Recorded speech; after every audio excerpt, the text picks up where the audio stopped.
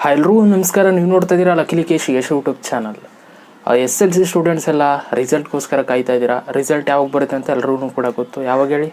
10ನೇ ತಾರೀಕು 3 ಗಂಟೆಗೆ ಬರುತ್ತೆ, ಅಂತಂದರೆ ಸೋಮವಾರ. ಇವಾಗ ರಿಸಲ್ಟ್ನ ಹೆಂಗೆ ಚೆಕ್ ಮಾಡೋದು ಅಂತ ನಾನು ಹೇಳ್ಬಿಡ್ತೀನಿ. ಆ್ಯಕ್ಚುಲಿ ಇನ್ನೂ ಚೆಕ್ ಮಾಡೋದಕ್ಕೆ ವೆಬ್ಸೈಟ್ ಸಿಕ್ಕಿದೆ, ಆದರೆ ಓಪನ್ ಮಾಡೋದಕ್ಕೆ ಇನ್ನೂ ಅಲ್ಲಿ ಫೀಚರ್ ಕೊಟ್ಟಿಲ್ಲ.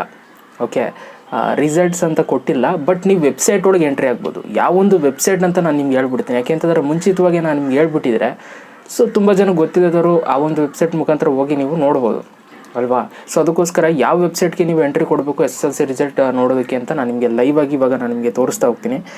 ಜಸ್ಟ್ ಏನಿಲ್ಲ, ನೀವು ಗೂಗಲ್ಗೆ ಹೋಗ್ಬಿಟ್ಟು KAR ಓಕೆ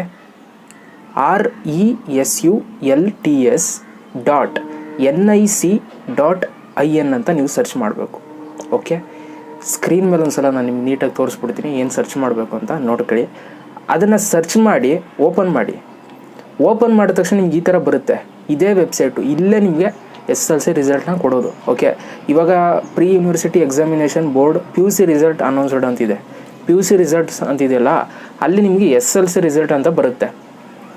ನಾನು ಅದೇನೇ ಹೇಳಿದ್ದೆ ಮುಂಚಿತವಾಗಿ ನಾನು ನಿಮಗೆ. ಇನ್ನೂ ಅಲ್ಲಿ SSLC ಅಂತ ಅಲ್ಲಿ ಕೊಟ್ಟಿಲ್ಲ. 10ನೇ ತಾರೀಕು ಇಲ್ಲಿ ಕೊಡ್ತಾರೆ.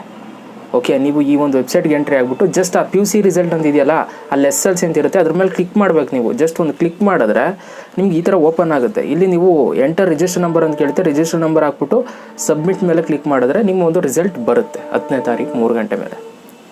ಆಯಿತಾ? ಸೊ ಈ ಥರ ನೀವು ನಿಮ್ಮ ಒಂದು SSLC ರಿಸಲ್ಟ್ನ ನೀವು ನೋಡ್ಬೋದು. ವಿಡಿಯೋ ಇಷ್ಟ ಆಗಿದ್ರೆ ಒಂದು ಲೈಕ್ನ ಮಾಡಿ. ಜೊತೆಗೆ ಈ ಒಂದು ವಿಡಿಯೋನ ಯಾರೆಲ್ಲ 10th ಓದ್ತಾ ಇದ್ದಾರೆ, ಸೊ ಯಾರೆಲ್ಲ ಎಕ್ಸಾಮ್ಸ್ ಬರೆದು ರಿಸಲ್ಟ್ಗೋಸ್ಕರ ಕಾಯ್ತಾ ಇದ್ದಾರೆ ಅವ್ರಿಗೆಲ್ಲ ಈ ಒಂದು ವಿಡಿಯೋನ ಶೇರ್ ಮಾಡಿ.